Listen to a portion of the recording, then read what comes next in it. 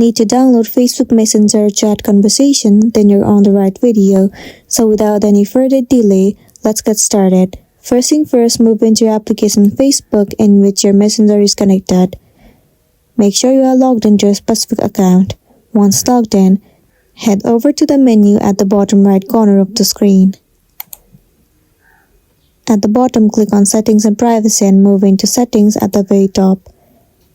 Head over to Account Center at the very top. Now click on Your Information and Permissions. Click on Export Your Information at the very top.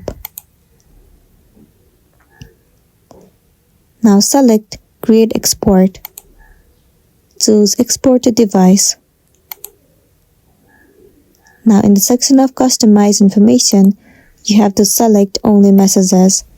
After that, uncheck all of these boxes. Click on Clear All and only select Messages.